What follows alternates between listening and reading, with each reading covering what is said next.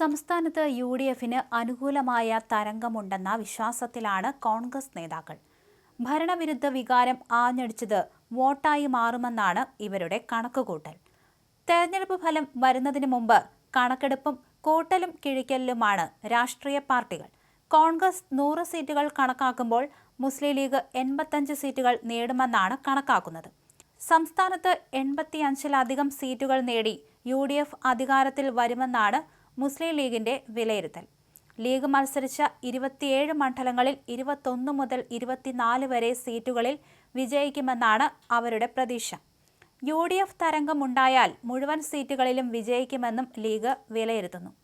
League നടത്തിയ സർവേയുടെയും ഇന്നലെ ചേർന്ന നേതൃയോഗത്തിനും ശേഷമുള്ള നിഗമനമാണിത്. യു.ഡി.എഫിന് പല ഘടകങ്ങൾ അനുകൂലമായി മാറിയെന്നാണ് വിലയിരുത്തൽ. പാണക്കാട് കുടുംബാംഗങ്ങൾ നേരിട്ട് പ്രചരണം നയിച്ചത് ഗുണം ചെയ്തു. സംസ്ഥാന സർക്കാരിനെതിരെ ന്യൂനപക്ഷ ഏകീകരണം ഉണ്ടായി. താഴെത്തട്ടിൽ ഭരണവിരുദ്ധ വികാരം അലയടിച്ചെന്നും ലീഗ് വിലയിരുത്തുന്നു. മലപ്പുറത്ത് ലീഗ് മത്സരിച്ച 12 സീറ്റിലും വിജയിക്കും. ഐക്യത്തോടെ കോൺഗ്രസ് പ്രവർത്തിച്ചത് നേട്ടമുണ്ടാക്കിയെന്നും ലീഗ് വിലയിരുത്തി. അതേസമയം 100 സീറ്റ് നേടി യു.ഡി.എഫ് അധികാരത്തിൽ വരുമെന്നാണ് കോൺഗ്രസ് നേതാക്കളുടെ ആത്മവിശ്വാസം. കൃത്യമായ ഭൂരിപക്ഷത്തോടെ യു.ഡി.എഫ് അധികാരത്തിൽ വരുമെന്ന് AICC general secretary K C. Venugopal കഴിഞ്ഞ ദിവസം പറഞ്ഞിരുന്നു. 100 സീറ്റ് കിട്ടുമെന്നും വലിയ ആത്മവിശ്വാസമുണ്ടെന്നും കെ.സി. വേണുഗോപാൽ പറഞ്ഞു.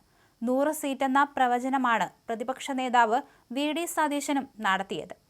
യു.ഡി.എഫ് പൂർണ്ണ ആത്മവിശ്വാസത്തിലെന്നും കേരളത്തിൽ യു.ഡി.എഫ് തരംഗമുണ്ടാകുമെന്നും 100-ലധികം സീറ്റ് നേടുമെന്നായിരുന്നു കെ.പി.സി.സി പ്രസിഡന്റ് സണ്ണി ജോസഫിന്റെ പ്രതികരണം. അതേസമയം 85-ന് മുകളിൽ സീറ്റ് നേടി ഭരണം നിലനിർത്തുമെന്ന വിലയിരുത്തലിൽ സി.പി.എം. ഉയർന്ന പോളിംഗ് ശതമാനം എൽ.ഡി.എഫിന് അനുകൂലമെന്ന വിലയിരുത്തലാണ് സി.പി.എമ്മിനും മുന്നണിക്കുമുള്ളത്. വിജയസാധ്യത വിലയിരുത്താൻ സി.പി.ഐ സംസ്ഥാന നിർവാഹക സമിതി ഇന്നും സി.പി.എം സംസ്ഥാന സെക്രട്ടേറിയറ്റ് മറ്റന്നാളും തിരുവനന്തപുരത്ത് ചേരും. ഭരണവിരുദ്ധ വികാരം ഉണ്ടായിട്ടില്ലെന്നും ഭരണ തുടർച്ചയുണ്ടാവുമെന്നും ടി.പി. രാമകൃഷ്ണൻ അവകാശപ്പെട്ടു. സർക്കാർ വിരുദ്ധ വികാരമുണ്ടായിട്ടുണ്ടെന്നും പിണറായിയെ താഴെയിറക്കാൻ ജനങ്ങൾ കൂട്ടത്തോടെ വോട്ട് ചെയ്തു എന്നുള്ള ചർച്ചകൾക്കിടയിലും സി.പി.എമ്മും ഇടതുമുന്നണിയും ആത്മവിശ്വാസത്തിലാണ്. 80-നോട് അടുക്കുന്ന വോട്ടിംഗ് ശതമാനം ഇടതുമുന്നണിയെ പരിക്കേൽപ്പിക്കില്ലെന്നാണ് വിലയിരുത്തൽ.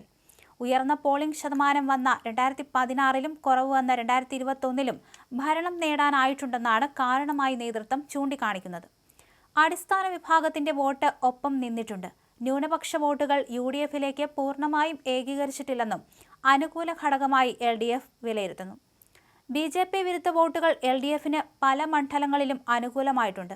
ജനക്ഷേമ പദ്ധതികൾ തുടരണം എന്ന നിലപാടാണ് ജനങ്ങൾ സ്വീകരിച്ചതെന്നും ഭരണ തുടർച്ചയുണ്ടാകുമെന്നും കൺവീനർ ടി.പി. രാമകൃഷ്ണൻ.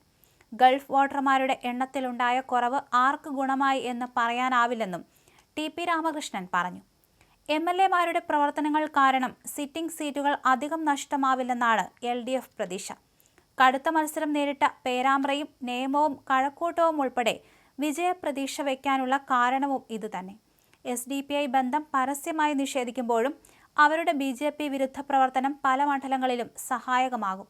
ഇന്ന് ചേരുന്ന സി.പി.ഐ നേതൃയോഗത്തിലും ഞായറാഴ്ച ചേരുന്ന സി.പി.എം സെക്രട്ടേറിയറ്റിലും പാർട്ടി നേതൃത്വം മണ്ഡലങ്ങളിൽ നിന്നുള്ള റിപ്പോർട്ടുകൾ വിലയിരുത്തും.